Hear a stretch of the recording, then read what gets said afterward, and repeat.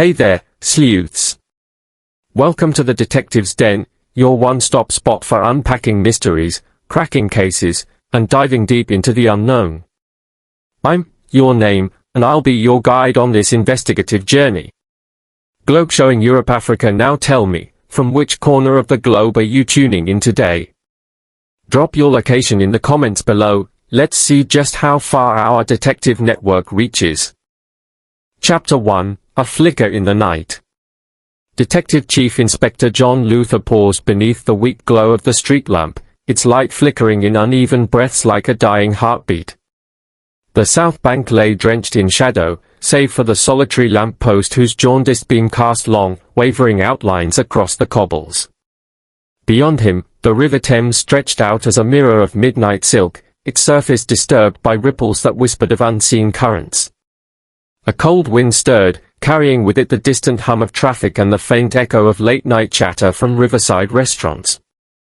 Luther drew his overcoat tighter around his broad shoulders, but the chill it shielded him from was nothing compared to the cold knot tightening in his gut. He surveyed the scene with methodical calm. Yellow police tape fluttered like a ragged banner around the perimeter, its neon hue incongruous against the slate-grey stones. Patrol cars stood parked at odd angles, their blue lights casting irregular patterns that played over the faces of uniformed officers idly smoking cigarettes or consulting clipboards. A small crowd had gathered, their murmurs rippling through the air, punctuated by the occasional clink of glass from diners overlooking the river. Yet amid the bustle, a suffocating hush hovered just above the ground, an unspoken reverence for the life that had so recently been extinguished. Luther bent down to examine the body. Clara Winslow lay motionless on the wet stones, her slender frame arranged unnaturally as though she'd been posed by a cruel choreographer. Her hair, a cascade of dark chestnut, fanned out beneath her head, catching droplets of moisture from the misting drizzle. The crimson trench coat she wore, zipped up to her throat, was now a canvas of darker stains that spread slowly outward, like ink bleeding into water. Her high-heeled shoes were scuffed, one lying several feet away as though it had been knocked free during the final moments of her struggle. He knelt beside her, noting the precision of the wound at her temple, a single, clean puncture that betrayed the killer's experience. There was no hesitation in that blow, no frenzied flailing, it spoke of cold intent. He rose and circled the perimeter, eyes scanning for anything out of place. A slim, leather-bound notebook lay abandoned near a drain grate, its cover scuffed and damp. Luther slipped on a pair of latex gloves and crouched to bag it, glancing momentarily at the brass clasp engraved with stylized initials, CW. Beyond that, there was nothing. No weapon, no footprints leading into the darkness, no witness apart from those who'd only seen shadows. He stepped back into the weak halo of the lamp and took out his phone. Fingers steady, he tapped a message to his sergeant, coroner en route. Preserve everything. No one in or out without clearance. He paused, reading over the words. In his 15 years on the force, he'd learned that efficiency could be the difference between truth and myth. By the time he looked up, a junior constable had arrived, carrying a roll of crime scene ribbon and a pair of flashlights. Luther nodded curtly and pointed toward the notebook. Bag that. Then start canvassing from the apartment block around the corner. Someone must have seen her leave. The constable scurried off into the gloom. Luther moved a few paces away, leaning against the lamp post. The river's murmur was a subtle reminder that life flowed on, undisturbed by the tragedy on its banks. He inhaled deeply, the cold air filling his lungs, and let it out slowly. Tonight, the Thames carried more than water. It held secrets, carried gossip from one embankment to the next, and swallowed them whole in its depths. It was a perfect conduit for the city's unspoken stories, and tonight, one of those stories had turned deadly. Across the river, the silhouette of the city shimmered like a distant promise of order, the Gherkin, its glass facets dull in the night, the walkie-talkie, its curved form barely discernible. But here, in this shadowed corner of Southwark, London felt ancient and fractured, a city where prestige rubbed elbows with poverty and where ambition and desperation danced a lethal tango. Luther flicked his eyes to the trampling footprints in the damp cobbles, some too small to be his own, some too large for the victim's heels. A clue, perhaps, or simply the residue of late-night wanderers. He pocketed his phone and reached for his flashlight, its beam slicing through the drizzle. He walked the perimeter once more, conducting an invisible grid in his mind, cataloguing every detail, the gleam of a discarded umbrella handle, the smeared fingerprint on a metal bench, the faint scent of jasmine that hung around a passing woman in a crimson scarf. Each fragment was a thread, and he would pull until the tapestry unraveled. Clara Winslow was no faceless victim. She had a name, a life, connections, and the killer had taken all that from her in an instant. Luther paused by a section of unpoliced embankment, crouching to inspect fresh bicycle tracks pressed into the mud near the water's edge. The tire treads were narrow, consistent with a road bike rather than a commuter's sturdier frame. He snapped a photograph, then leaned back, running a hand through his damp hair. Someone had moved quickly, secretly, someone who knew these streets as well as he did. The night's hush would conceal their escape. He rose and surveyed the river once more. The lamp above him sputtered, and for a moment, the light winked out entirely, plunging him into darkness. When it flickered back to life, the Thames looked even more ominous, its surface swallowing the lamplight as though hungry for illumination. Luther clenched his jaw. The darkness was vast, but so was his determination. And in that half-light, he made his silent promise, he would pull every secret from this night, even if it demanded everything he had. Chapter 2, The Body at Gabriel's Wharf. The call came in just past 10 o'clock. Gabriel's Wharf, crime scene. By the time Detective Chief Inspector John Luther arrived, the cobblestones were slick with recent rain, and the lamps overhead threw ghostly glimmers over the slick pavement. The wharf's once inviting wooden benches and iron railings looked grim under the blue and red flashes of police vehicles. A damp breeze drifted off the Thames, carrying the tang of salt water and the distant roar of traffic on Tower Bridge. Luther's boots clicked against the pavement as he stepped over the yellow tape, his eyes settling on the still, pale form lying near the water's edge. Clara Winslow's body was arranged with an almost eerie symmetry, arms splayed at right angles, legs crossed at the ankles. Her crimson trench coat, now dulled by the grime of the stones, contrasted starkly with her porcelain skin, which felt chalky even through the latex glove Luther wore. He knelt beside her, taking in every detail. The high collar of her coat was folded neatly, the zipper pulled precisely to the base of her throat. Her auburn hair, usually bound in a tidy chignon at work, had come loose in the fall, fanning over the cobbles like a dark halo. Luther's flashlight cut through the mist, illuminating a faint trickle of blood from the small wound at her temple. Precise. Efficient. Professional. Luther rose and took in the wider scene. To the north, the wharf's boutique shops were shuttered for the night, their display windows dark. To the south, outdoor seating areas for riverside cafes had already been cleared, the last patrons ushered inside by anxious wait staff. A handful of officers spoke in low tones near the iron railings, others photographed footprints leading toward the old granary steps. It was as if the wharf itself held its breath, stunned by the violence that had intruded on its quiet beauty. The detective's gaze returned to Clara's hand, which lay limp on the cold stones. In her grip was a crumpled business card, the edges soaked through. Luther carefully pried it from her fingers and smoothed it out, Winslow and Hartley Auctions. On the reverse, in elegant script, a name and number. He slipped it into an evidence bag, noting the time, 10:07 p.m. Precise times mattered, they formed the skeleton of the case. He crouched to examine the cobbles around her head. There, in the uneven gaps between stones, was a partial footprint, heel first, toe scraped, as though the man who had delivered the blow had staggered backward before fleeing.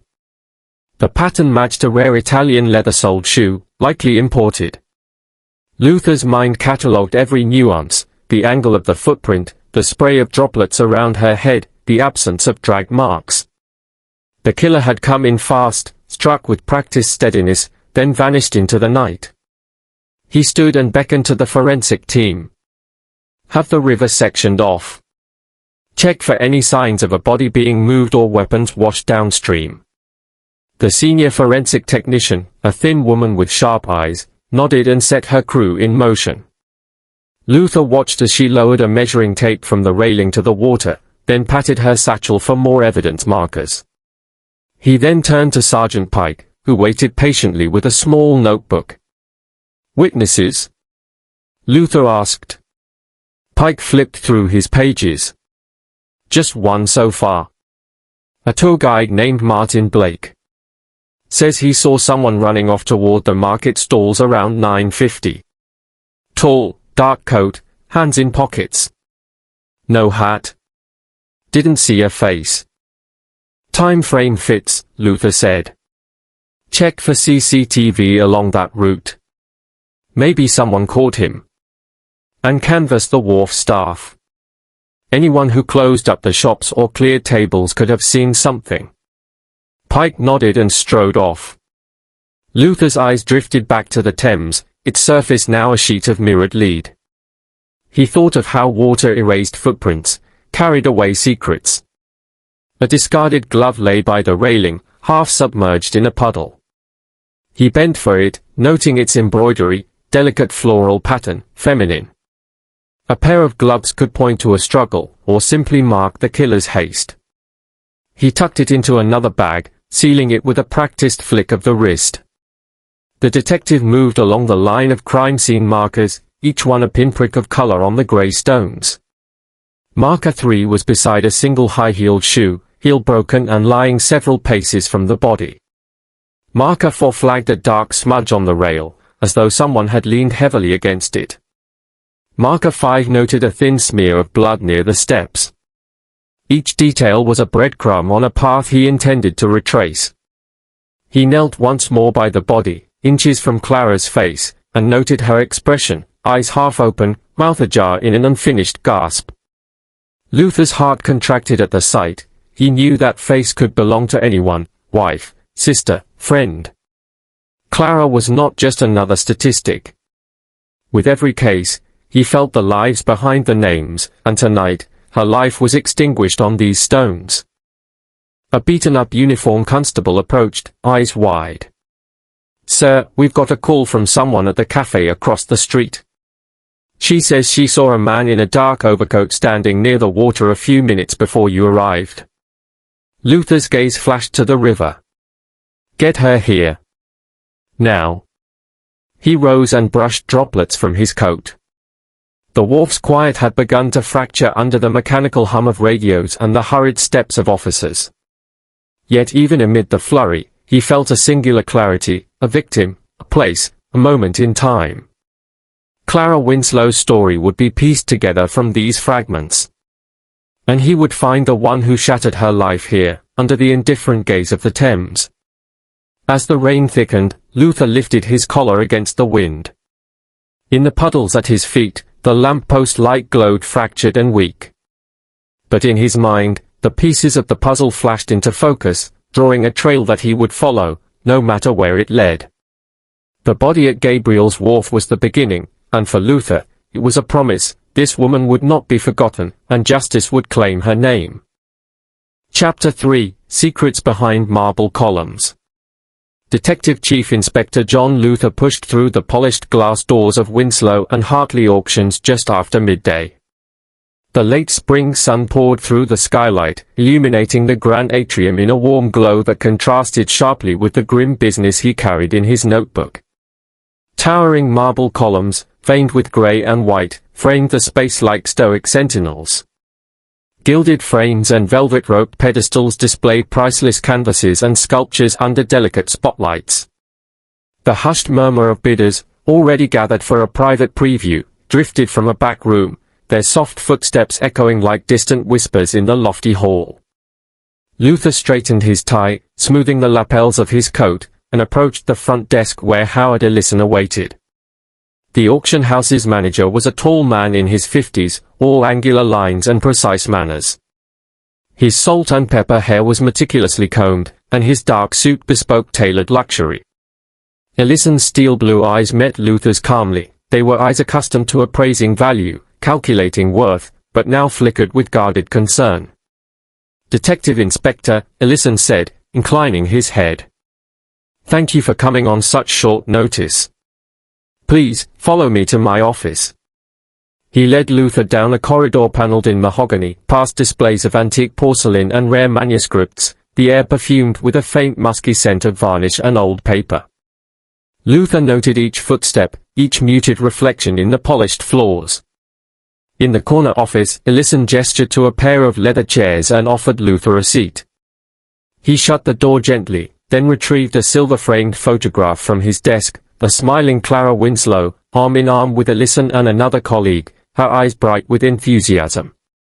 She was talented, Ellison said softly. Hard-working, polite, and dedicated. We're devastated. Luther folded his hands. I understand she was your junior clerk. Tell me about her work on the Turner piece. I'm told she was particularly excited about it.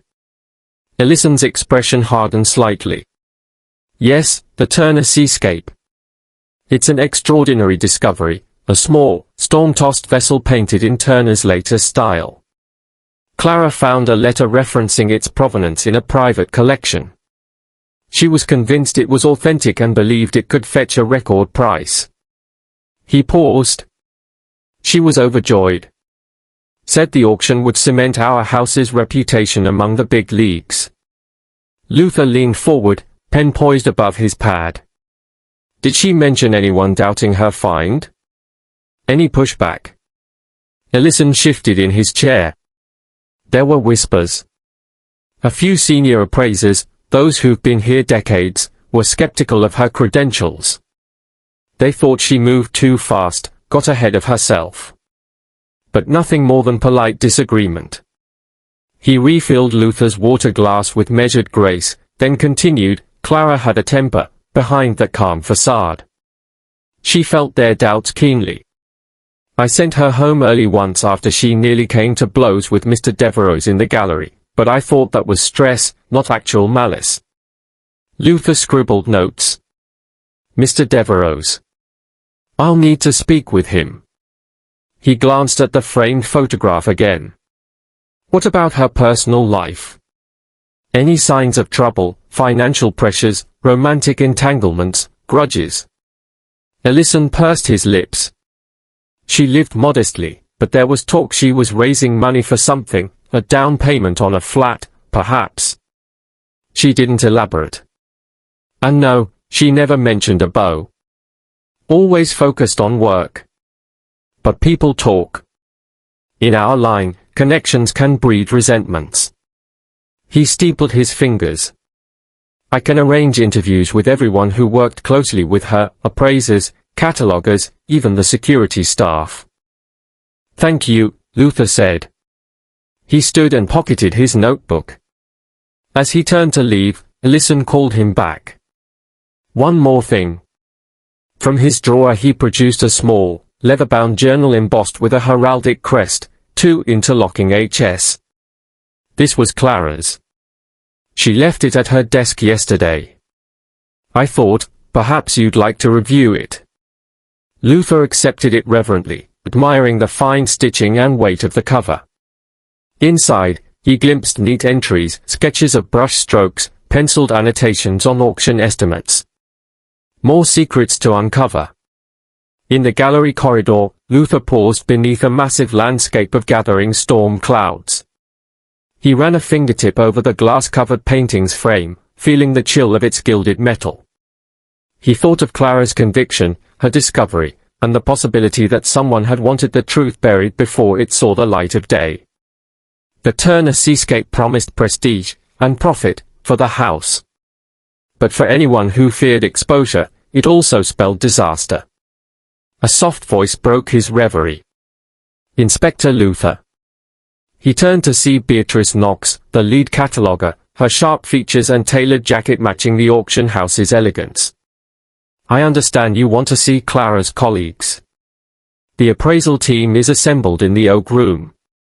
She led him down a silent hallway lined with period furniture and into a paneled chamber whose walls were patterned with carved oak leaves. Around a polished table sat 4 individuals: Marcus Devereux, the senior appraiser; Nadia Patel, a specialist in old masters; Graham Fulton, head of security; and Rosa Mendez, the registrar. Each rose as Luther entered, exchanging polite nods. Though their eyes briefly flicked to the heavy journal in his hand, their expressions were mask-like. Luther settled at the head of the table, laid Clara's journal before him, and introduced himself. "Thank you for meeting at such short notice. I'll need honest assessments of your interactions with Ms. Winslow, especially regarding the Turner piece." He paused, scanning their faces. "Clara's life ended yesterday under mysterious circumstances. I intend to uncover which of you might have wanted her ambitions dashed forever." As the overhead lamps glowed softly, the oak wall seemed to lean in, attentive. The air bristled with tension, and Luther felt the weight of unspoken conflicts pressing in. Behind those marble columns, artisan craftsmanship and centuries of commerce converged, along with secrets someone was willing to kill to protect. And he would uproot each one, no matter how deeply enshrined in marble they lay. Chapter 4: Clues on Two Wheels. Detective Chief Inspector John Luther returned to the South Bank under a slate-grey morning sky, the river's surface calm now, as if the night's violence had been a fevered dream. The scene where Clara Winslow had fallen was taped off, but Luther's attention was drawn to a smaller cordon closer to the water's edge. Here, forensic officers knelt around a sleek bicycle frame, its thin tires caked with mud and flecks of dark crimson. The bike lay on its side, chain unbroken, saddle stained, as though the rider had dismounted in haste, perhaps in fear, leaving behind this telling clue. Luther crouched and ran a gloved finger along the tire tread. It was a narrow, road-style pattern, not the chunky thread of a rental or commuter model. The mud suggested the bike had come down the bank, skidding slightly before stopping. He lifted the frame by the handlebars, noting the absence of a bell or basket, nothing common to the casual cyclist. The paint was matte black, the logo faintly embossed on the down tube, a boutique make, imported and specialized, expensive. Whoever owned this bicycle was no stranger to high-end gear. Nearby, a single red glove lay half submerged in a shallow puddle, its fingers splayed like a silent plea. Luther scooped it from the water, turning it over. The floral embroidery matched the quality of the bicycle, as if both items belonged to the same owner. He bagged the glove and examined the texture, supple leather, feminine cut. Whoever had argued with Clara had been close enough to lose a glove in the struggle. Every object here spoke of intimacy, a confrontation, not a random attack. As he straightened, a figure emerged from the shadow of a moored barge, Rosie Carter, one of the night shift hands who ferried cargo along these old wharves. She was in her early 30s, her work boots thick with river silt, hair tucked under a practical beanie. She approached Luther with cautious urgency, her eyes fixed on the bicycle. "Detective, that's what I saw last night," she said, voice low but clear. "I thought it was abandoned, so I walked by, but then I heard her crying out." Luther gestured to a nearby folding chair. "Tell me everything," he urged, flipping open his notebook. Rosie sat and drew her knees close, as though bracing against more than the cold. "I was tying down a load of timber just beyond that lamp," she began, pointing toward the walkway. "It was around 10 to 10. I looked up from my chains and saw Clara. She was arguing with someone. He was tall, broad-shouldered, wearing a long, dark coat. He kept jerking his head, as if looking for a witness. Then he grabbed her arm, hard." Rosie's gaze flicked to the glove and the bike. She tried to pull away, but he shoved her. She stumbled toward the railing, then fell. I called out, but he didn't look back. He jumped on that bike and pedaled off down the bank. She paused, uncertainty creasing her brow. I got a good look at his coat, but his hat was low. Didn't see his face. But I saw something on his wrist, a heavy chain bracelet, gold or brass. It caught the light from the lamp. Luther jotted every word with precise strokes. You said you heard her cry out. Did you see anyone else around? She shook her head. The cafe across the way was closed for the night. Few early morning joggers, but they looked away. He was too fast. Her voice dropped. I wish I'd followed him. Luther closed his notebook. You did well. Your account helps anchor the timeline. And this glove and bike, they match your story. He rose, scanning the quiet expanse of the wharf. The Thames lapped against pilings, indifferent to human suffering. We'll need to recover that bike and check for prints. And I want you to come down to the station to view some photos, see if anything triggers your memory. Rosie nodded, stiffly. Of course, detective. Luther walked the length of the wharf once more, eyes on the muddy tracks leading toward a narrow service ramp. He traced them with his gaze, from the bike's final resting place up onto the paved pathway, then veering toward Borough Market. He photographed the tracks and the ramp's skid marks. Whoever fled here had chosen this secluded route, hoping to evade the more obvious streets. He would follow it. Back at the center of the scene, Luther knelt beside the bicycle again, examining its frame for scratches or dents. A small splintered chip on the pedal suggested a collision, perhaps the moment when the killer, panicked, slammed on the brakes. He bagged a fragment of mud from that chip, careful to label it. As he worked, he thought of Clara, her life intersecting with this killer's, her last moments marked by these artifacts. The bicycle, the glove, they whispered of someone close, someone who had known her well enough to chase her, to confront her. Luther stood and removed his gloves, wiping the cold metal of the bike's handlebars with disinfectant. He lifted his eyes to the horizon, where dawn's first light was tinting the sky. Today, the clues on two wheels would propel his investigation forward, into alleys, galleries, and perhaps into the darkest chambers of human motive. With Rosie Carter's witness statement and the physical evidence in hand, he felt the case shift from mystery to pursuit. And with every pedal print and bloodstain mapped, he drew closer to the man who had turned Clara Winslow's ambition into a death sentence. Chapter 5, The Barge Hand's Tale. Rosie Carter stood before Detective Chief Inspector John Luther in the small interview room at New Scotland Yard, the air thick with the faint hum of fluorescent lights and the distant clatter of keyboards.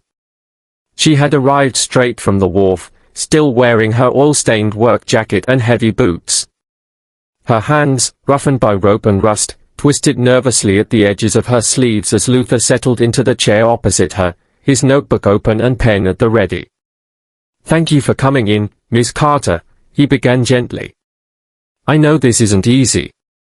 I just need you to tell me, in your own words, everything you saw on the night of Clara Winslow's death." Rosie took a deep breath, her green eyes steady.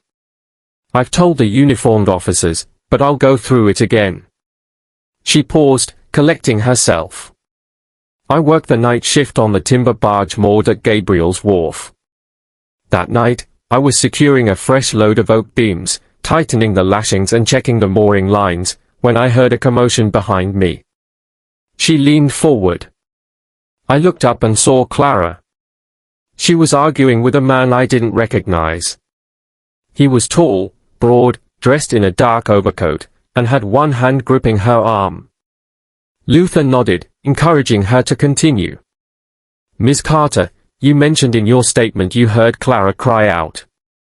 Did you hear anything specific, words, maybe?" Rosie frowned, as if listening for a ghostly echo. She said, "Stop it, please," in a panicked voice. Then he cursed at her under his breath.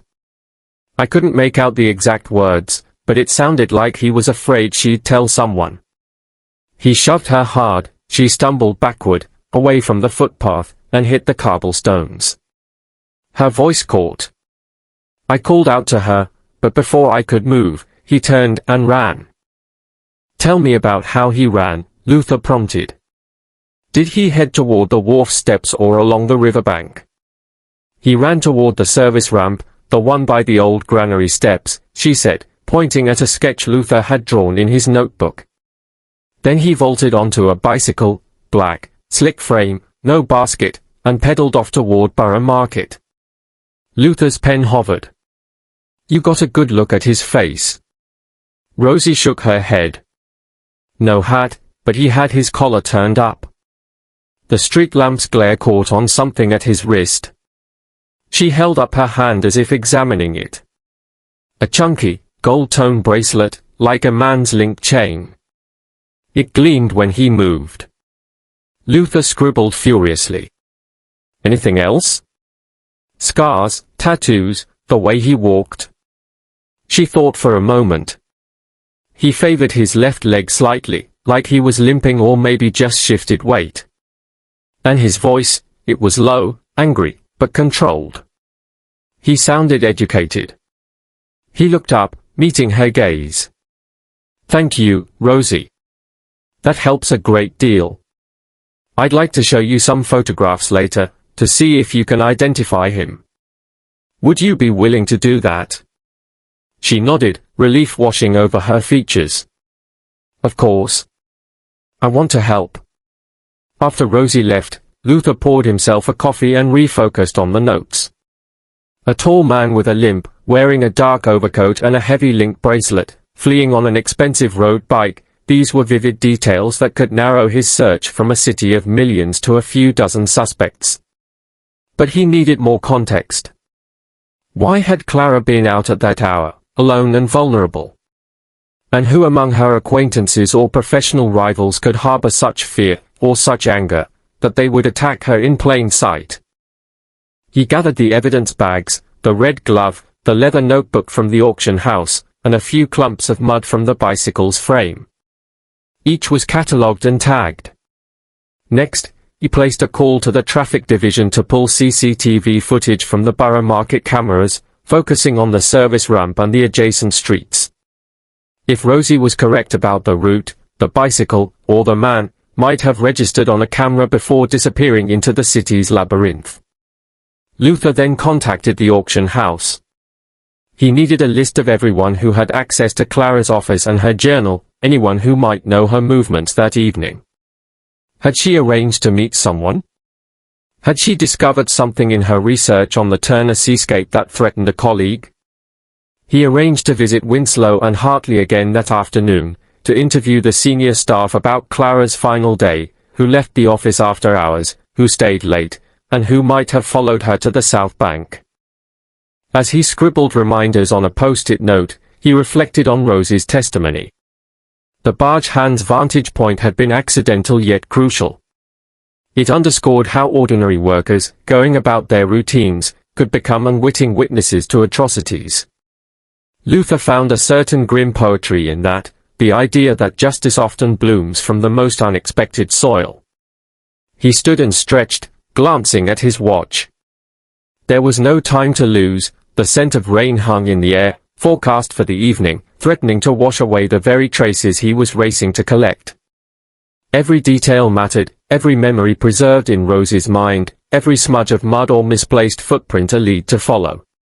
Tonight, the Thames would reflect more than lamps and barges, it would reflect the outcome of his pursuit, whether Clara Winslow's life would count for something beyond tragedy, or whether her story would be swallowed by the river's indifferent tides. Luther grabbed his coat and prepared to move out. He walked from the interview room with purpose, the notebook's pages edged with pen strokes that formed a roadmap, from Gabriel's Wharf to Borough Market and beyond. The barge hand's tale had given him direction. Now it was his turn to act, and to catch a killer who had, for one fatal night, stepped into the murky light of London's docks. Chapter 6, Through Borough Market. Detective Chief Inspector John Luther navigated the narrow alleys of Borough Market as the morning sun climbed higher, its golden shafts cutting through gaps between vendor stalls. The air was rich with aromas, freshly baked bread, roasted coffee beans, pungent cheeses, and the chatter of stallholders setting out produce mingled with the distant rumble of delivery vans. Yet for Luther, the market's bustle was a mask, Beneath its vibrant veneer lay hidden paths and shadowed corners where a fleeing murderer might slip away.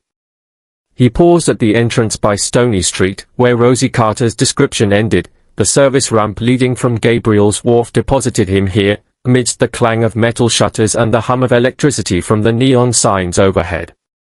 He crouched to photograph scuffed tire marks on the cobblestones, grooves that matched the profile of the boutique road bike, and noted the angle of departure, northeast, toward Southwark Street.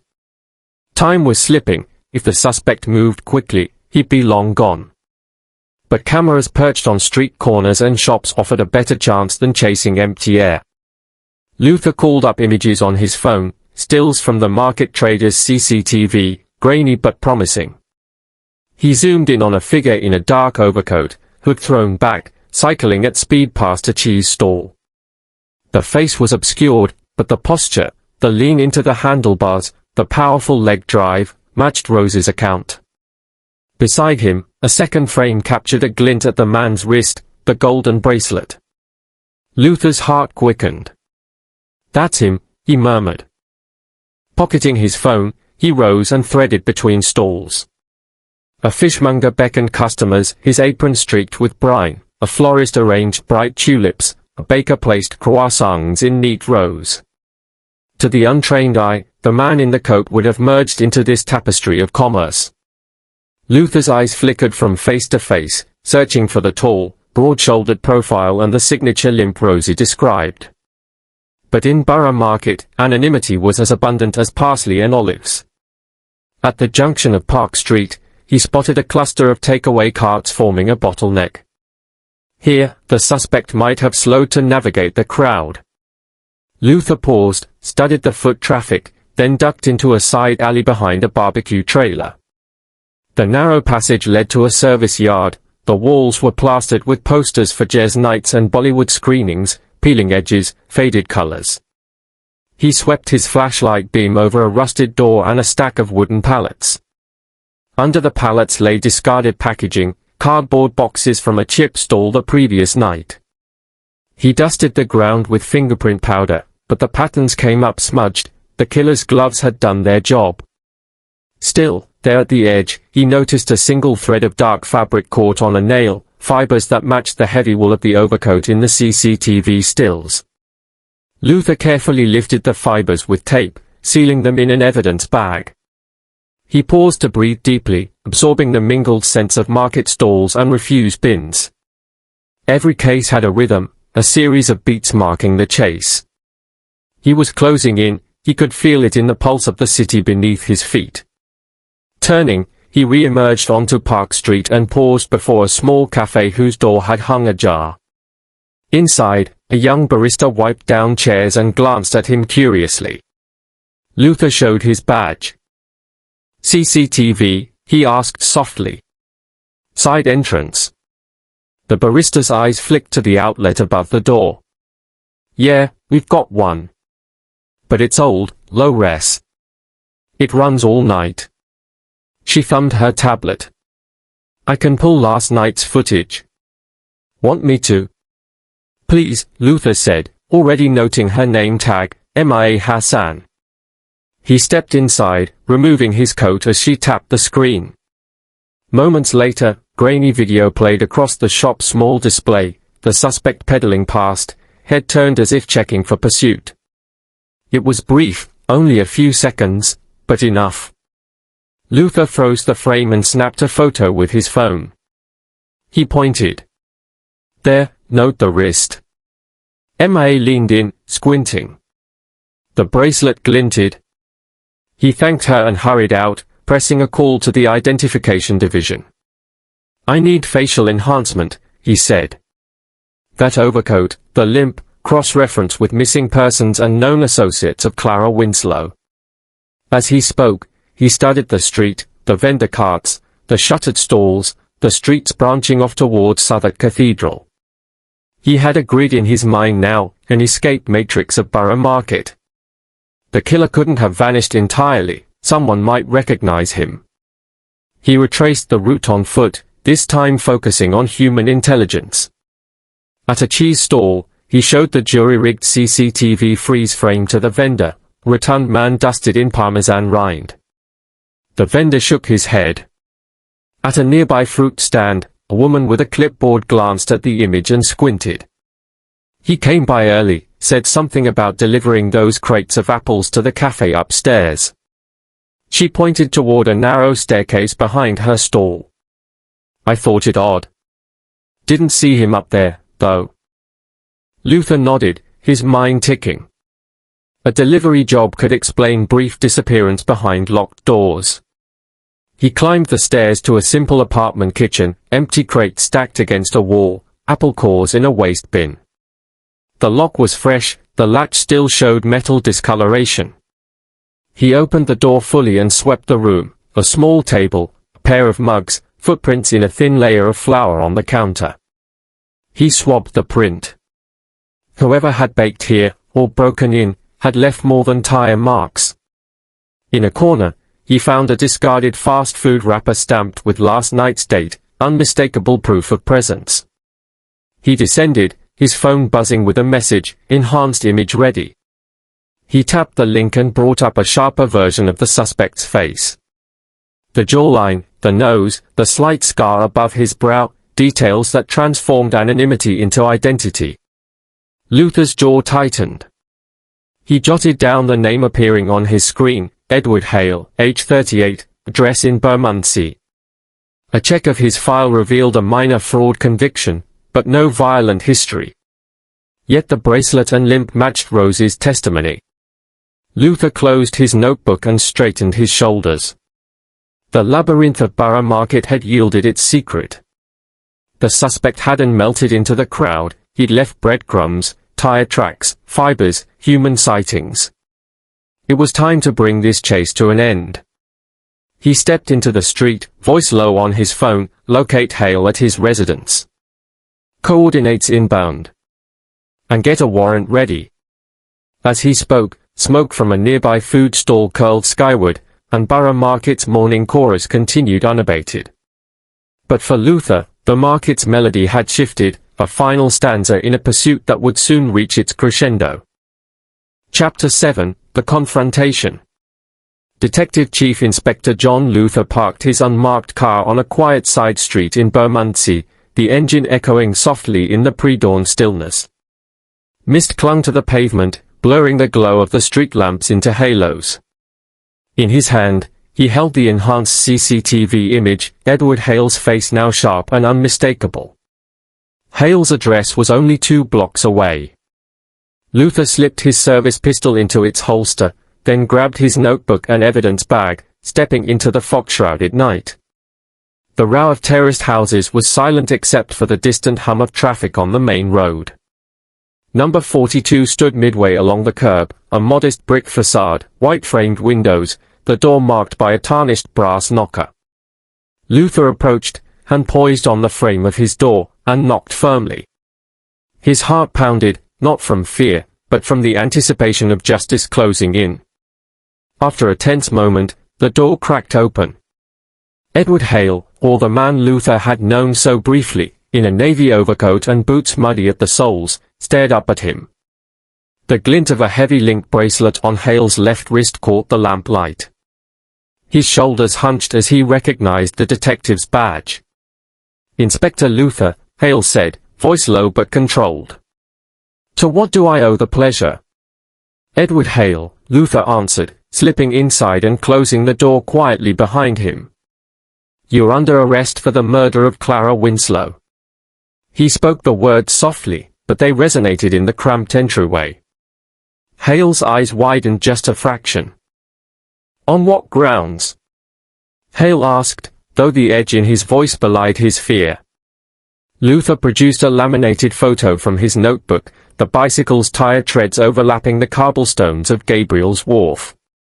These marks were found at the scene. He tapped the photo.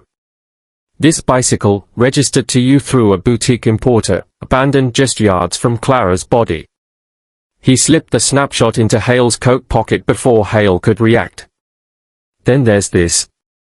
From his evidence bag, Luther withdrew Clara's red leather glove. With your DNA on it. Hale's breath caught. He glanced down at the glove, then back to Luther. Look, I didn't kill her, he stammered.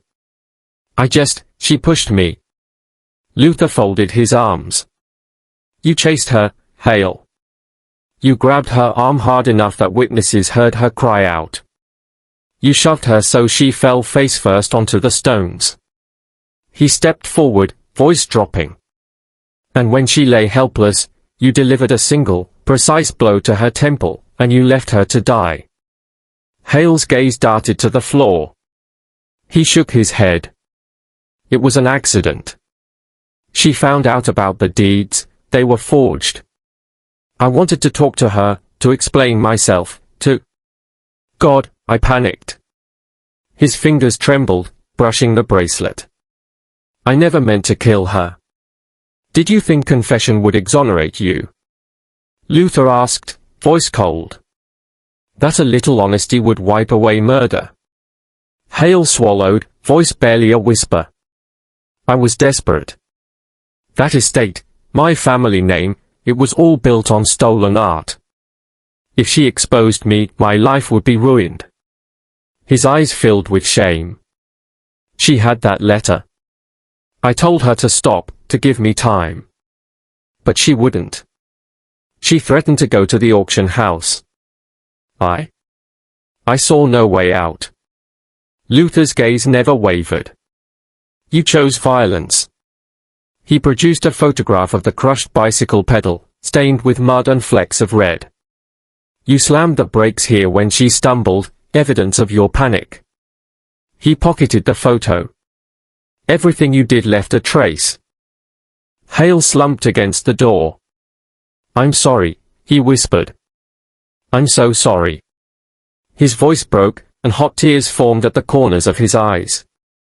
Luther watched him for a moment, the confession solidifying the case. Then, with deliberate calm, he produced handcuffs. You're coming with me, Luther said.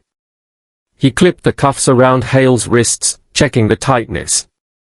You'll have your chance to explain to a jury, but the law won't look kindly on your desperation. He guided Hale toward the door.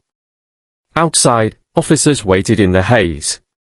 Sergeant Pike stepped forward, ready to take Hale into custody. Pike thumbed through the arrest paperwork as Luther walked past.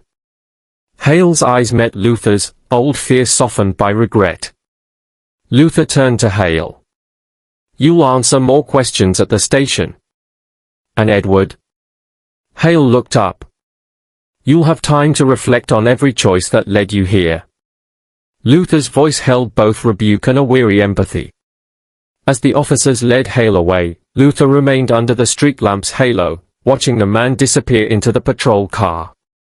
The mist swirled around him, and in that circle of light, Luther allowed himself a moment's pause. Clara Winslow's death had been avenged, her killer caught by tire treads, fibers, and a barge hand's keen observation.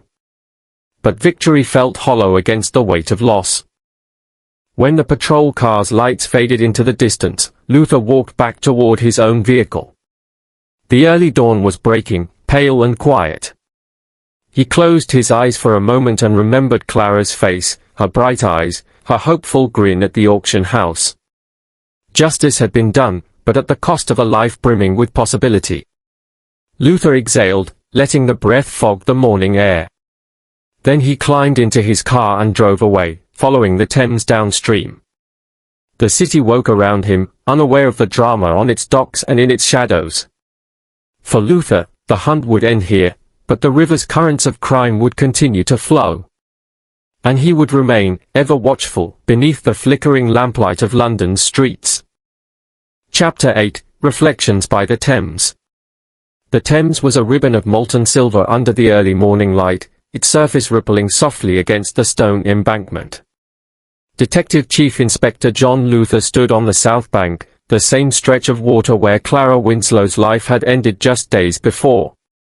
The yellow police tape had been removed, cafe tables were once again set out, and tourists snapped photos of the London Eye across the river. In a city that never paused, yesterday's horrors were already fading into the hum of everyday life.